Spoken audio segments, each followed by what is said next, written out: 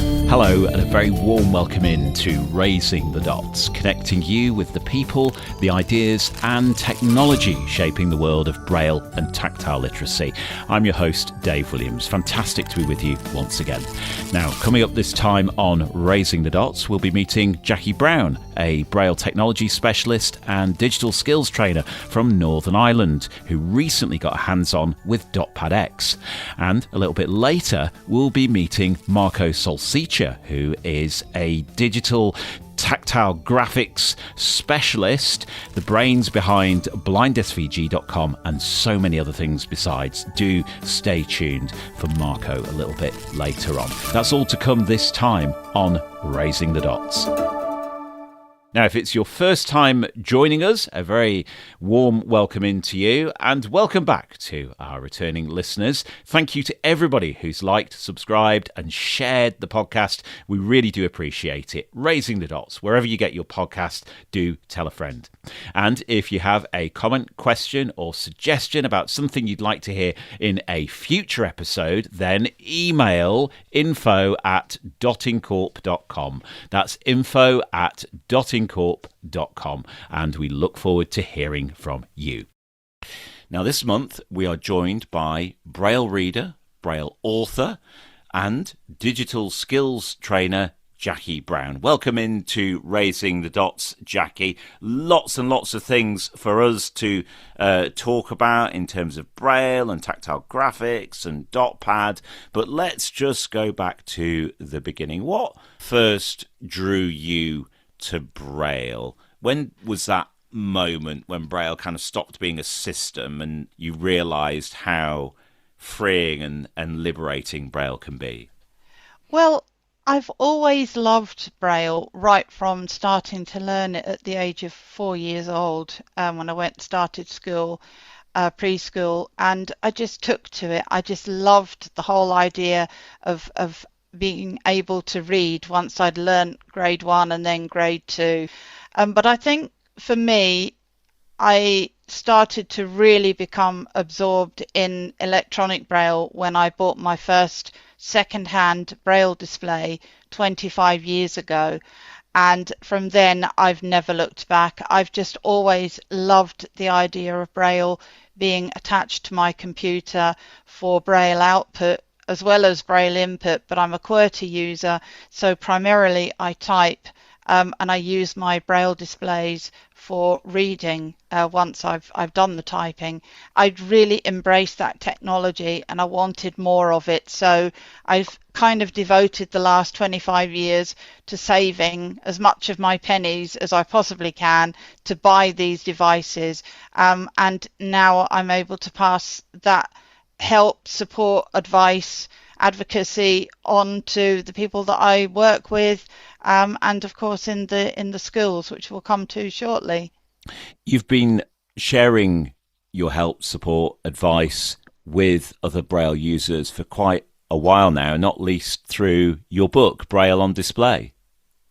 That's right. Yeah, I had this mad idea in 2015, I think it started the first time. And I thought, you know what, there are so many Braille devices out there now that, people have to go and look and hunt around for fact sheets and brochures and getting demonstrations.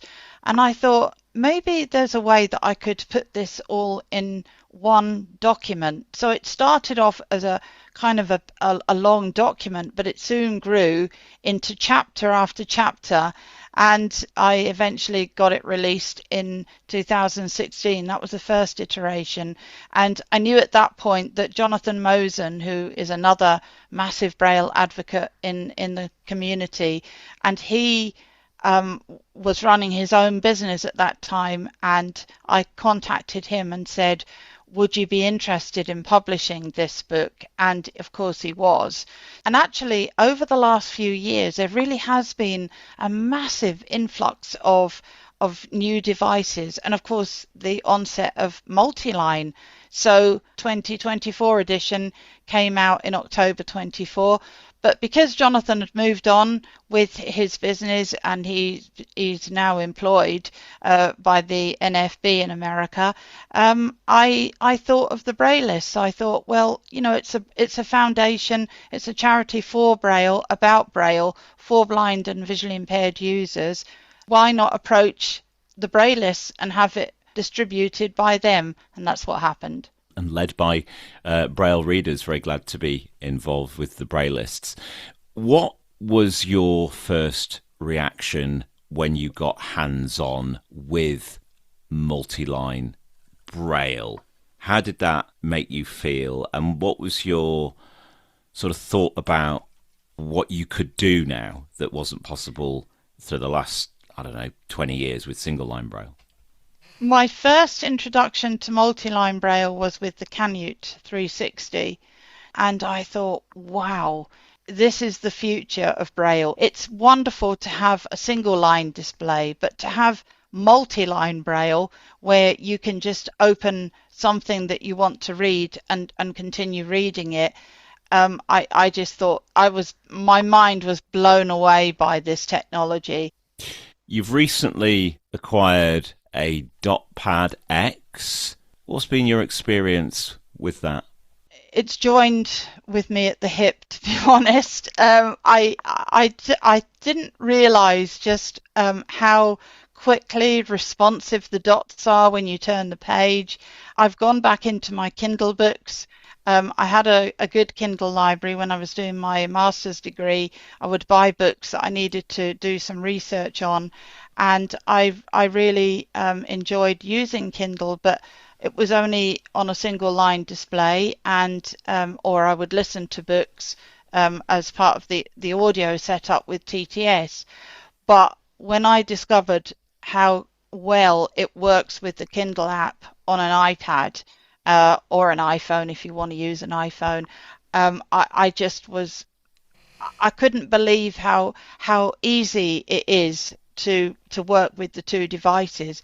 You actually forget that you're using an iPad, because I mute the speech on my iPad. I do a 3-finger double tap to mute the speech when I've got the Kindle book open that I want to read, and I just sit and I leave my iPad to one side, I don't touch it, and I can just navigate the Kindle book on the DotPad X. It is just as if I was reading a hard copy book. It's that intuitive, it's that seamless of being able to read your books, 8 lines of 20 Braille cells.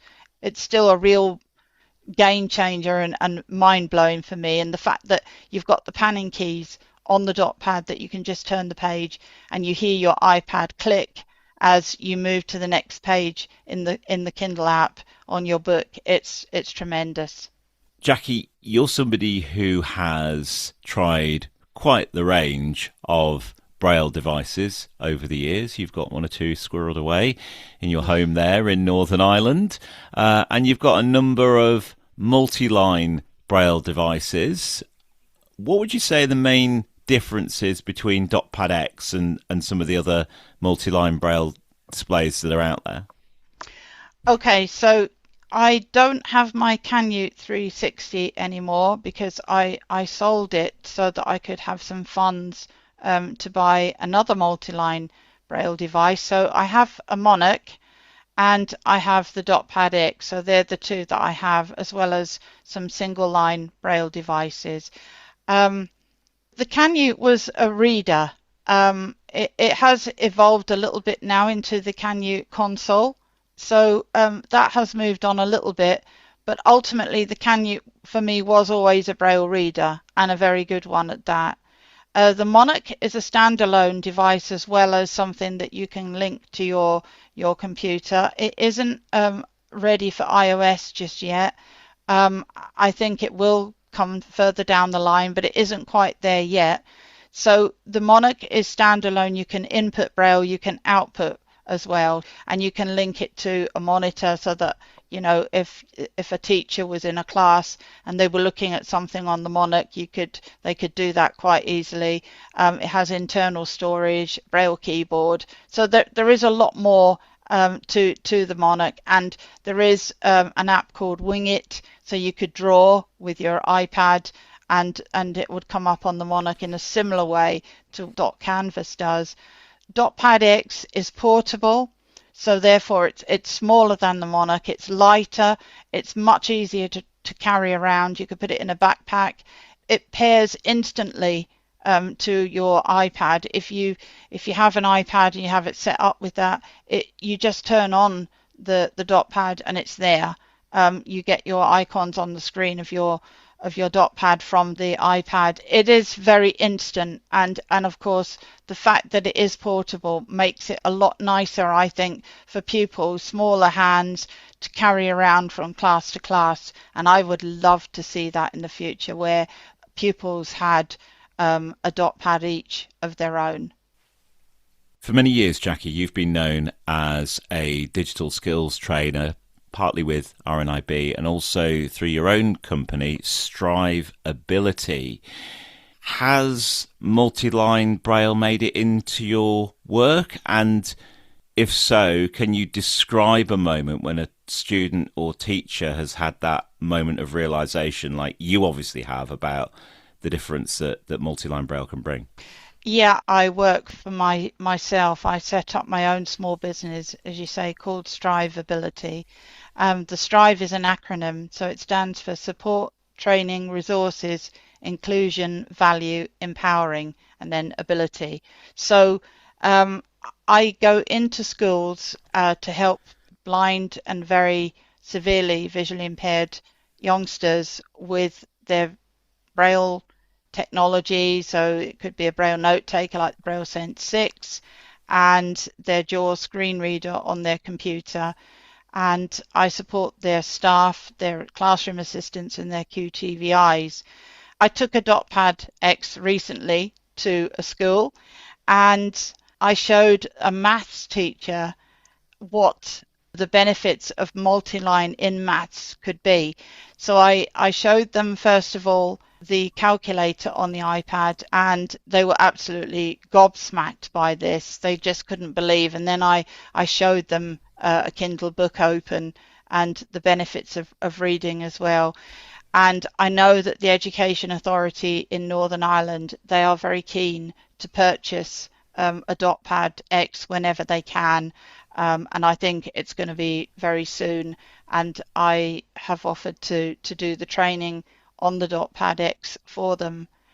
So that's really exciting. And I think this technology can only grow, because if you look at it, yes, the DotPad X, like all Braille devices, are expensive. But when you think of maybe a combination with the Selvis company who manufacture the Braille Sense 6 and joining forces with DotPad, as they've recently announced, to actually produce Tactile and multi-line Braille on the Braille Sense device, pairing it with DotPad X and using the two devices, that is incredibly powerful to be able to write on the Braille Sense and everything coming out on the DotPad X that you're doing. So if you were doing calculations using the Braille Sense 6 calculator and you could read that on the DotPad X, you might think to yourself, well, the Braille Sense 6 has got 32 cells. Why would you join forces in that way? And I wondered that when I first read the news, but to be honest, I've seen it working, and I have to say it's amazing. If you write on the Braille Sense 6, you're in the word processor and you've got a long document that you want to write, a report or something like that, you can do that and everything comes out in multi-line Braille. So it's not just the one line of Braille that you have on the Braille Sense 6, it's 8 lines of 20 cells on the DotPad X, and believe me, that makes such a huge difference. I often talk about how Braille can transform our confidence and independence as blind people. Have you found that through your work? Yes, I have. I've noticed that people who have lost their sight as they're growing up in school, and they don't have access to Braille, and they now use a screen reader, but they're still not Brailless. I think there's a massive gap in their educational development because they don't have Braille, or they haven't learnt it because their families or people that have worked with them from a young age have said, oh well, you've got some sight, so you might as well just use magnification, and if it gets worse then you can use a screen reader. You don't need to worry about Braille. I think that's a terrible indictment, and I think it's a shame. I think anybody who's registered blind from birth or from a very young age should be given the opportunity to learn Braille, because there are so many things in literacy, numeracy, for leisure, in work, and going to higher education. There are so many pluses of using it that I just think it's sad when they don't. I think you've talked publicly about reading with grandkids. Yes. Yeah, my two grandchildren, they are 6 and 2 3/4 now, so they are, they have learned, especially the 6-year-old knows that Granny can't see, and that I like to read stories with them, shared picture books with Braille interleaved on plastic sheets. Clear Vision Project is a great source to get Braille and print books together that you can share with your children and your grandchildren. And I did that with my son when he was growing up. He loved stories, and I always made a point every day of reading to him, and he got used to it, and he accepted that that's the way I could convey what the story was. And I'm now doing that with the older one of the two at the moment, and absolutely desperate to show them DotPad and the ability that you have using dot canvas to draw, because the idea of my older grandson at the moment drawing something for me and being able to feel that on the DotPad is really something that I never expected 5 years ago that I would ever see. So it is a recent thing, but it's a fantastic thing. In what ways do you think DOTS technology is changing the narrative around blindness and tactile literacy? I think it is, because you've got different applications on your iPad or your iPhone that you can use in conjunction with DotPad. And I do think that the responsiveness, it's not like you've got to wait several seconds for a page to refresh. It just does it when you press the panning button on the DotPad. And because iOS and on all the all phones and tablets now, Android as well, because that there is that capacity for accessibility to be so good now, that you can actually use touchscreen technology. The fact that you can do it in conjunction with a Braille device like DotPad X it brings a whole new dimension, because in a way, for me, it's like I've had my eyes opened, if you like, to the world of tactile diagrams and graphs and what a spreadsheet looks like. I've always imagined these things in my head, but I've never been able to actually feel them. So in a way, it's a new skill that I've got through DotPad, learning how to decipher what is an animal, what it looks like. You can visualize things in your head, but to actually feel in 2D, what an animal is, or what a spreadsheet looks like, or what the icons on your iPad look like, you can actually feel those. And it has opened my eyes completely to a world that was, before multi-line Braille, was closed off to that. And I think that is a really important step forward, because you can share, if you share things with a sighted person who can draw, who can show you different things, their signature, their homework, what they're doing, their projects, it just opens up such a whole new world. What other challenges do you think exist in terms of getting tactile technology more widely accepted, Jackie?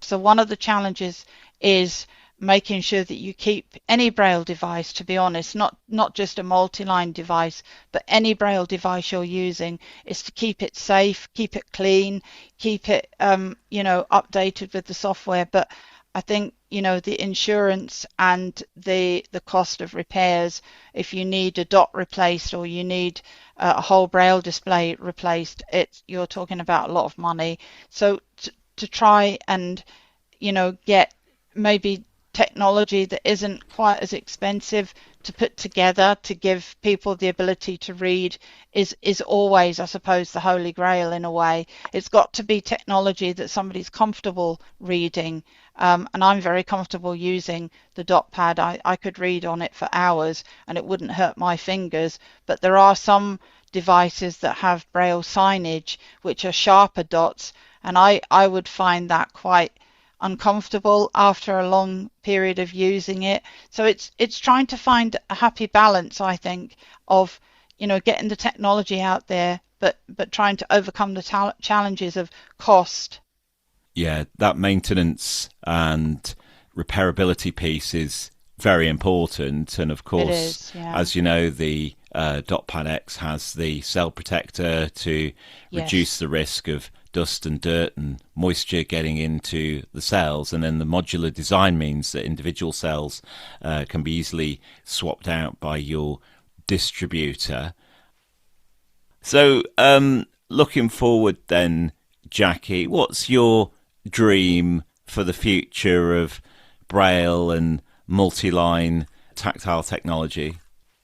My dream, I guess, and it is a dream, it is for anybody who wants to access multi-line Braille generally, but multi-line Braille, is for affordability, to be there for people to be able to do it and say, well, actually, instead of spending 6,000 on a really good fancy note taker, I think I'd like to spend the money on a DotPad X or other technology that's out there. My dream is just for it to be more affordable for other people, because I still feel a bit guilty when I talk to people and say I've got a dot pad and I also have a Monarch, and they are really quite specialist pieces of kit, quite expensive, and I feel that people think, well, it's all right for you, but I guess it's a lifestyle thing. If you really want it that much, it is a lifestyle choice that you make. If anybody would like to contact me, I'm always available to help if I possibly can. I have a website which is www.striveability.uk. So you can read my blog on there, and you can find out the services that I offer as a trainer in my own time. And you can contact me by email at Jackie Ann Brown 62. That's JackieAnnBrown 62 at gmail.com. Jackie Brown, digital skills trainer, author, Braille advocate, and so many other things as well. Thank you so much for joining us on Raising the Dots. Thank you very much for having me. Huge thanks there to Jackie Brown for joining us here on Raising the Dots. And if you'd like to find out more about Jackie's work, you can do that over at striveability.uk. That's striveability.uk. Earlier in 2025, we were lucky enough to meet Marco Salsiccia at the Tactile Literacy Conference in the Netherlands. Marco is a thought leader in the area of tactile graphics. In particular, Marco has a keen interest in equipping blind and low vision people with the skills, the tools, and the knowledge that we need to create our own tactile graphics. Marco has an interesting journey, and before his eyesight changed, he actually worked as a professional animator in industry. Marco, welcome in to the podcast. Before we get to the work you're doing now with BlindSVG and many other projects besides, I just want to turn back the clock because you were working in the field of animation as a visual effects artist before your eyesight changed. Just tell us a bit about that career. What did you do and how did you do it? Yeah, I actually went to college in San Francisco for computer animation and media arts. Ever since I was a young kid, I loved cartoons, I loved animation, but I also found that I was drawn to the making of segments that they would have on like the Disney Channel or any of the, the movie channels. And I was just enamored with the process of animation and telling a story through drawings. And so I went to school for exactly that and started off as a software engineer doing quality assurance engineering for animation software, but then broke out into a freelance role doing animation for a lot of like commercials, corporate videos, trade show videos, and then eventually that kind of moved up into some movies and TV work, national ad campaigns. So doing just a lot of compositing, visual effects work, animation, motion graphics, UX and UI design. If any character is using a phone or a tablet or looking at a TV screen, most of the time those screens are fake. One of my specialties was kind of tracking in and building up interfaces that got put into those screens so it looked realistic, so we could kind of drive the narrative through those screens. And then around 2010, I started noticing some changes to my vision, and that started like a 3 or 4 year long process where I eventually just lost all my vision altogether. So yeah, went from college, had a good career, and then it just got cut short by the change in vision. For those of us who don't really know how that world works, can you just talk about some of the tools that you were using to draw those animations? So if I understand you correctly, if we're watching a movie and maybe a character receives a text message, for example, it'll be somebody's job to show that kind of animation on screen and make it look, realistic. And so just tell us about the tooling and how sighted animators create that content. Absolutely. Yeah. The Adobe Creative Suite was our bread and butter. So I was in After Effects almost every single day and Adobe Illustrator, so if I had to create a graphic or create a vector illustration, I had a Wacom tablet, I had my Mac Pro rig at my jobs, and I would just create what I needed through Illustrator, or if we were doing a lot of work in 3D, modeling things in 3D using either Maya or Cinema 4D, doing very specific animations through there, or if I was doing compositing, we were using again After Effects or Nuke. There were a whole bunch of tools. A lot of the tracking tools that I used was things like Mocha and Silhouette. Those were for the national ad campaigns. Basically, like Maya, Cinema 4D, and After Effects and Illustrator and a lot of the plugins that are in those programs. Those are what we use to create what we were able to portray on screen. And that tablet you mentioned, is that comparable with something we might know? Would that be anything like using, say, Apple Pencil on an iPad, or is it completely different? Very similar. It's a pen tablet, so it's just a flat tablet you plug in, and instead of using a mouse, you're using a pen on this surface, and then as you move the pen around the surface, you're moving the cursor on the mouse pointer on the screen. I use that day in and day out. Like I never used a mouse unless I was playing games. Everything else I would do on my computer, whether it was animating or checking email, I would always be using my pen because it was just more ergonomic and better for my wrist in the long term. And it just worked a lot better for me. Right. And the reason I'm asking you about this is because clearly that experience is informing the work that you're doing now, right?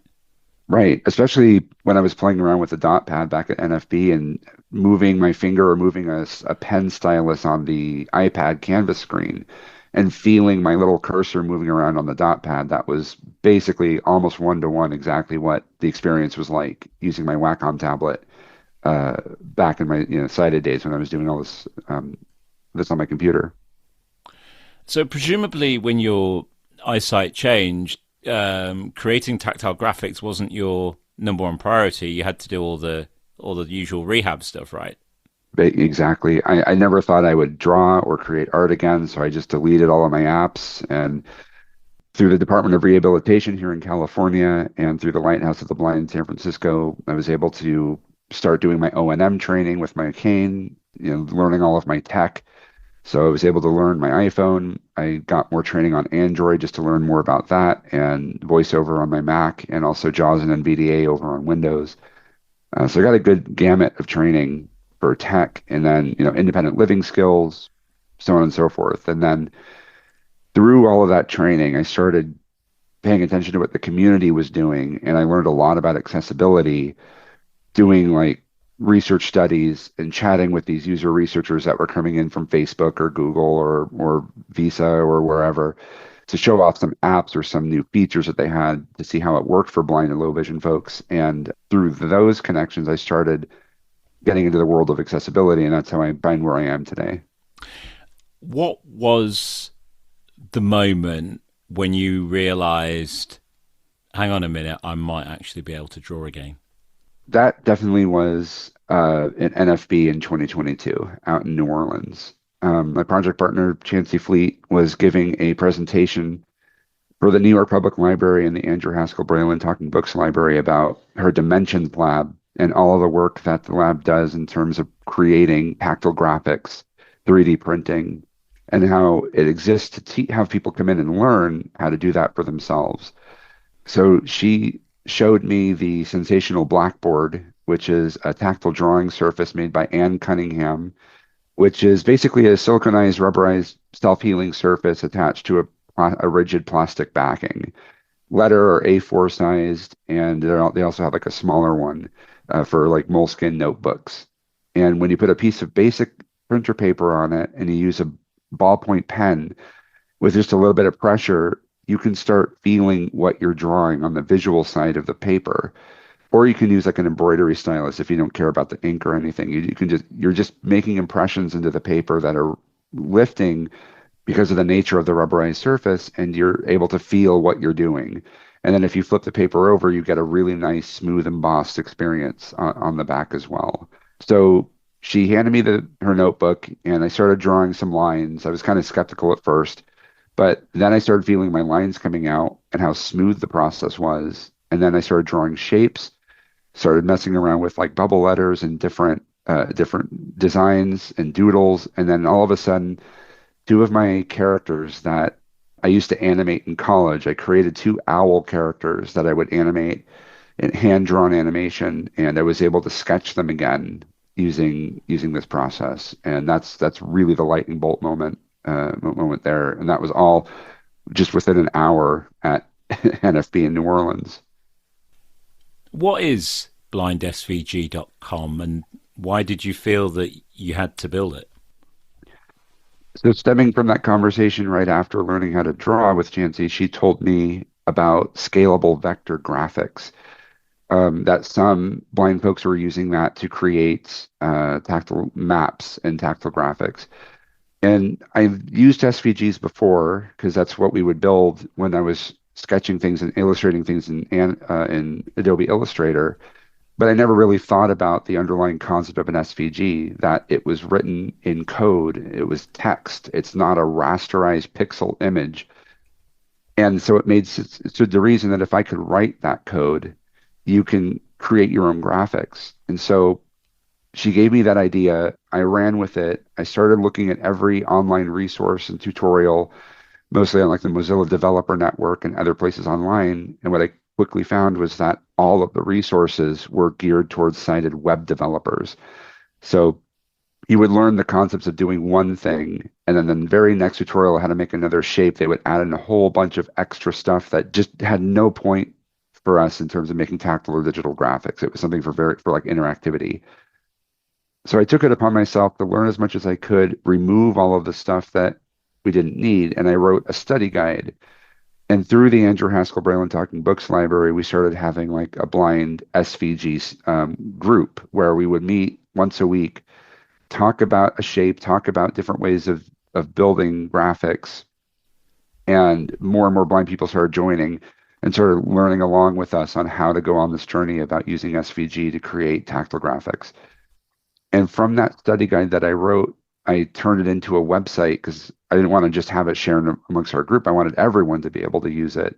So that's how BlindSVG came to be. I took all of my study guide information, put it, hand coded the whole website, made sure that everything was perfectly accessible, including copyable code snippets. Anyone can go to it and learn from having no coding knowledge at all, just how to start from scratch and end up producing their own graphics. Yeah, so it's been great. I first met you in the Netherlands at the Tactile Reading Conference earlier in 2025, and you were telling me about all these people that kind of had a bit of a shared vision about putting the means of production in the hands of blind people, and some of the names I recognize, like Chansey. Some of the names were new to me. Just talk a little bit, if you would, Marco, about the evolution of this sort of tactile design collective. Yeah, we're a very nebulous group. It's very organic. We don't really have like a name or a specific manifesto per se, but we just, other than combating image poverty, which is the idea that Chansey Flea came up with about blind and low vision kids not getting enough tactile graphics in their life, so they don't really know that they can create their own art, or for people that later in life who lose their vision, that they can get reintroduced to the world of art and creativity like this. So it all kind of born out of a conversation that Chansey had with Anne Cunningham and Kai Lee. Kai Lee's up in Toronto. He does a lot of work in terms of doing accessible Lego builds and creating ways of making the diagrams tactile and understandable for blind and low vision folks that want to play with Legos. That got us a group together with, we had Danielle Montour, we had Karen Anderson from NFB, Min Ha out of Boston, who currently works at Perkins. Our little group just kind of came together and we all learned about how to teach tactile graphics and drawing, working back and forth on a collective curriculum with Anne Cunningham. That has spawned a variety of teach-ins, both in New York and recently this year in Colorado. We at the Colorado Center for the Blind, where we actually taught more people how to teach drawing. And then at the Tactile Reading Conference out in Amsterdam, Anne Cunningham, Chansey, and I were there to kind of teach more of that to the folks out there, because we wanted to see what people were doing for drawing out there with the European Blind Union, and we wanted to kind of co-share all of our techniques and things. Also, I just want to call out Dr. Abby Stengel at a Georgia Tech, who's trying to put together the Tactile Media Alliance, another kind of set of group of folks that are trying to do all the same things. It's all kind of containing us, but still, we're a very organic group.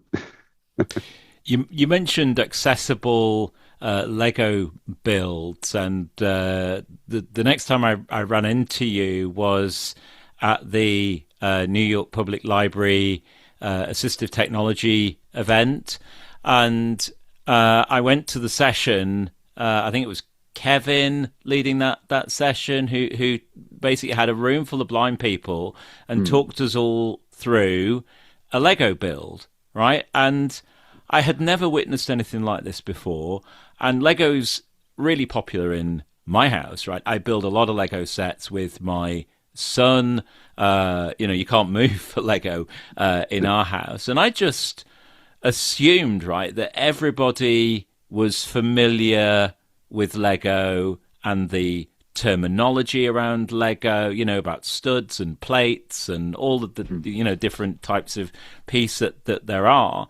And I was really quite surprised by how many blind people were in that room who found it quite difficult, right? They were just completely new to it. It wasn't that they were inadequate or stupid or anything. It just was out of their sphere of experience, right? And I guess that's also true for drawing and creating tactile images. So what changes do you think when a blind person moves from firstly, consuming tactile graphics, right? And there's a whole discussion there about how do we teach people those kind of reading skills when it comes to consuming tactile graphics, but then moving to becoming a creator and becoming the person who makes the drawing. What have you observed in relation to that? Yeah, it's definitely a really big emotional lift for some folks, especially if they are reconnecting with their artistic side. And so for all of our teach-ins, this came from Danielle Montour as well, is being able to talk it through and provide emotional space and grace for everyone to make mistakes, not be scared about being, don't be perfect. Perfection is the enemy of good. But when people reconnect to it, it can take a pretty big emotional toll that they can do this again. For folks that have never drawn before, what we ran into is just they want to draw, but they don't know how to draw what they want to draw because they don't have that visual context. They don't have the like the dictionary in their mind about what things look like other than what they've experienced with their hands or what's been described to them. And so we just kind of start off by having folks break things down into shapes. If you can start drawing your shapes, you draw primitive shapes. Then you can start thinking about how you can use those shapes to blend together to create new elements, and then get more hands-on on graphics, get more hands-on on elements they want to draw, and then just start creating. Everyone just has to take that first step. And what we found is that folks that are reticent to try, are scared of trying, or don't find it boring, or they don't think it's going to work. By the end of the sessions, they are very joyful. I remember at the 836M Gallery here in San Francisco, just back in August, Jancy and I held a tactile drawing workshop with sighted, blind, and low vision folks. And one blind girl said that we blew her world wide open because she was always told that she couldn't draw, that she could not do this. And then when she was doing it and creating things and feeling what she was creating and sharing it with others and seeing that they were understanding what she was creating, like it opened her horizons, and she was extraordinarily emotional. And that was, yeah, that's the stuff that we live for, to open people up to new things like this. Tell us about the TADA curriculum. What is that, and what was your role in its development? Yeah, so Tactile Art and Design Adventures, or TADA, that came out of the Center for Assistive Technology Training Northwest from APH, and that's headquartered up in the Washington State School for the Blind in Vancouver, Washington. And Dr. Ting Su gathered a bunch of us together. We had a group of us who's come together to create a curriculum, a free curriculum for K through 12 students that TBIs could use, or teachers can use, to introduce kids to drawing. And it's a set of curricula that go from beginner to intermediate to advanced, where you start at the drawing stage, where you learn about sensational blackboards or the APH Draftsman or other tactile drawing surfaces. You learn about tactile coloring. You learn about tactile literacy, like how to understand a drawing and how to orient yourself to a drawing and feel your way through it and make out what it is. The intermediate lessons go through the code and go mouse. So we're starting to teach kids about functions and coding, instructions, and how things have to appear in a sequence. And then the advanced is leading kids up to, like, middle school, high school kids, leading them up to actually using BlindSVG.com and take what they've sketched on their papers and translating that one-to-one into digital artwork that they're coding using SVG. And in a recent update, they've added more lessons that now go from 2D representation to 3D by teaching how to use OpenSCAD and doing the coding there to build your own 3D models for 3D print output. Now, it's an amazing resource. I worked on the I wrote the advanced curricula that go into all the blind SVGs, like the first 3 advanced lessons, and kind of gave feedback on the beginning lessons as well. And also built the first part of the website that currently hosts it, which would be tada.wssb.wa.gov or tada.wssb.wa.gov. Yeah, we'll put that in the show notes as well, so Great. Yeah. people Yeah. can So get it. it's a great resource. And it's still quite new. Have you had any initial feedback from students or teachers? Yeah. Yeah. The best part is it because we are, Leslie was one of the is a TBI, an active TBI. So when we were coming up with the lessons, we would have Eli and Leslie go to their students and try them out and get immediate feedback from a bunch of different schools all around the Pacific Rim. And that feedback drove our edits into the lessons, like what worked, what didn't work, what did kids connect with, what did they reject, what did they find surprising. And that's so it was really working, with us and not for us, which went really, really well. So and it's been really well received. We've gotten a lot of good feedback from TVIs that are using it around the country, around the world now, if we can get it out there, because that's also one of the reasons we were out at Tactile Reading to kind of show that TADA, it's a full-on curriculum that anybody can use. Yeah, it's been received pretty well from what I know. If you could fix or change one thing about the way in which people make tactile graphics today, what would you do first? I mean, you're already doing quite a lot, right? Right. But is there like is there a blocker? Is there something that you feel is getting in the way of progress? I think ultimately it comes down to the accessibility of the standalone apps that are out there already that everyone gets to use except us. So if we had accessible and usable functionality in Adobe Illustrator, Inkscape, or Tinkercad, or any of the like CAD models or 3D modeling software, or if all these, or even like Cricut or Silhouette, anything that will cut through or do kind of carving or CNC, if everyone who made the apps that run these machines and run these output methods accessible, that would be a really, really great start. And also having a lot more access to these types of machines of output. I think that's also one of the bigger barriers is that all of these things are so expensive and not a lot of libraries or there aren't a lot of resources in a lot of different areas for these, for anyone to kind of go in and get something 3D printed, go in and do some embossing, get a small form machine. It'd be great if more resource centers or maker spaces were available for more folks to get in touch with all of this that they can create. When you get hands-on with devices like DotPad X and other dynamic tactile devices, what's your gut reaction? Opportunity, a bit of skepticism, or perhaps a bit of both? A little bit of both. Of course, coming from my background, I really want high res images, and unfortunately, when you go from an embossed graphic that I create, which is coming out at about 100 dots per square inch, and I go to these tactile tablet displays and I feel them at 10 dots per square inch, I don't feel it as something for final output consumption. But I'm hopeful because those types of technologies kind of help in the iterative process of creation, where I can code something in SVG, then I have to sit and run it through my embosser and run away while the loud thing prints here and then come back to it. And that, it takes a little bit of time. And folks that are doing 3D printing, that takes even a longer amount of time to assess what they've done and you go back and fix it. But having a live tablet display next to me and being able to kind of feel it, if I adjust a number, adjust a parameter on a shape, and I can feel it adjust on the screen, basic rudimentary composition, I think that's really exciting to me.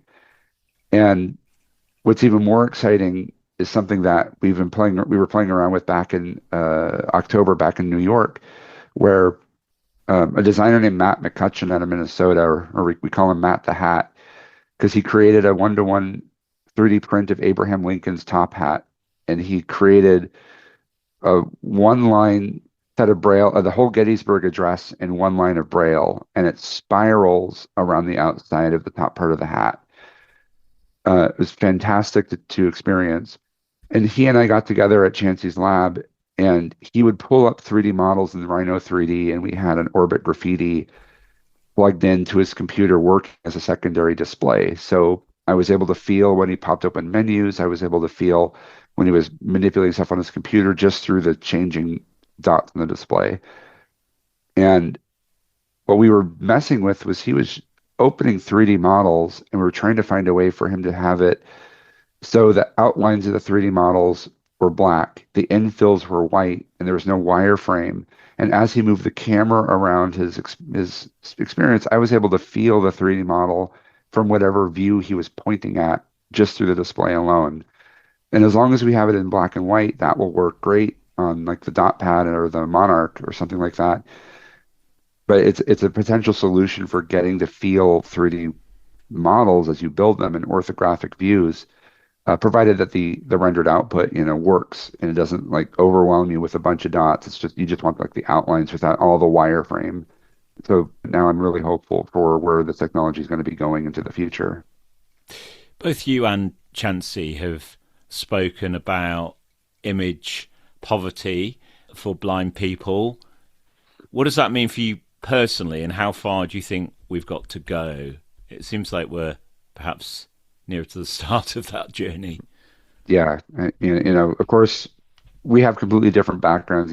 Chansey was blind from birth and didn't have as much as a lot of kids do who don't have vision when they're growing up. They don't get access to all these graphics that I did. I sighted kids get bombarded with millions of images a day, ads, cartoons, TV, everything on the internet, everything just around them, walking around outside, just going anywhere, picture books, what have you. You build up a whole dictionary in your mind of all these, of what things look like, how things are composed. And with my background and experience in that, I want to bring that composition, that idea of how to draw things to more and more people that don't have that growing up. We find that learning how to draw and learning how to do this really helps with spatial reasoning. Folks that we've taught, they can get around rooms easier. They can understand the layout of spaces easier. They can draw their own maps. I think we are definitely at the start of this. I think these technologies, everything from just your rudimentary drawing, even if you just have a silicone placemat on a table and a sheet of paper and a pen, that's your start. Just starting to scribble, just taking the first step and starting is the pathway to combating all of this and image poverty and getting people more integrated. Collaboration is clearly very central to a lot of this work. You've name-checked a number of individuals and organizations throughout this conversation, but there's a whole world out there. What's been the most important thing that you've learned from those collaborations that you wish more people understood? Again, it's like coming back down to that concept, like nothing about us without us, or designing with us and not for us. So anybody who is creating anything within this space, you're making sure that you are pulling in, you're hiring disabled folks to come in and work with you, or you're doing direct testing with the very folks that you are building for, or you're asking, what does the community need? What does the community want? And you're not just assuming what we want. This whole group of us, majority of us are blind or low vision, and here we are coming out and teaching sighted people how to draw. It's amazing. Or getting to be able to collaborate and co-design and sketch with other sighted and low vision people using these surfaces. It's just amazing getting to do that with folks. But it's ultimately, pay attention to what the community wants, see what we're all doing, and don't assume. As with anything. There'll be a lot of people come to this perhaps from a technology first perspective. Imagine the blind teenager listening who maybe loves tech, but they don't see themselves as artistic. What would be your message to them about getting hands-on with tactile graphic production? That it's possible. That we now have with BlindSVG and these other like OpenSCAD, there are methods of accessibly being able to create now. So don't be afraid of taking the first step, whether you're sketching, even if you don't feel that you can do it. It's just really important to take that first step and just get in there, because as you practice and you do more, it'll slowly start snapping into place, and you might tap into the creativity. And even if it's not sketching, maybe you want to work in 3D, maybe you like to sculpt. If you're really interested in 3D printing, maybe try your hand at some clay and see what happens when you take different shapes, primitive shapes, and blend them together to form the idea that's coming into your head. And then, of course, there's also the discussion to be had about AI and its utility in all of this. And what we've found is for folks that maybe they're still not drawing, they're not sculpting, but they would just want to dive in and start creating, AI can help with understanding the syntax for any of these languages that we've talked about, whether it's SVG, if it's OpenSCAD. You can start going to AI now and discussing it and having it help you with some code, even some that are creating it for you. But if you have an AI create a graphic for you, you can have that code get rendered back out in a human readable context. So you can go through it, talk to the AI and understand what each line is doing, and then start using that in your own work. It's a good building block for education. And of course, as you create things, you can use the descriptions to make sure that what you're creating is kind of what you think is coming out, although it may or may not be as accurate as you think. But it's all about just taking that first step, whatever interests you, just going for it. Marco, you fascinate me, and every time we talk, I feel I'm learning all the time. And thank you so much for taking time out. How can we stay in contact with your work? What's the best way to follow what you're up to? Right now, it's you'd be through BlindSVG.com. I try to keep that updated depending on like where I'm going to show up or where our group is going to show up. The Andrew Haskell Braille and Talking Books Library, of course, has current events where we do virtual drawing courses online every other month. So if you're around New York City, that the in-person drawing class happens every month, and then it's like 1 month is in person, the next month is virtual, and that's usually the class that I teach. Again, we are a very nebulous group, but any kind of National Federation of the Blind here in the U.S., we're starting to show up at more of the state conventions. We just ran a great one in Minnesota. We'll be at the one out in Austin for the national convention next year. If you come to the art room, you can meet a whole bunch of us who are part of this collective and learn from us, or teach us what you've been working on. I think we're still kind of figuring out how to kind of centralize everything that we're all doing. But yeah, reach out to us and we can connect you with the right folks if you have an idea about what you want to create with us. All right, BlindSVG.com seems like a good place to start. Marco Salsiccia, thank you so much for joining us here on Raising the Dots. Thank you so much, Dave. Great to be here. Huge thank you to both our guests this time on Raising the Dots, Jackie Brown and Marco Salsiccia. We appreciate both of you and the work that you're doing to spread Braille and tactile literacy to everybody who can use it. That's it from me, Dave Williams, and the rest of the team. So from all of us here at Raising the Dots, until next time, bye for now.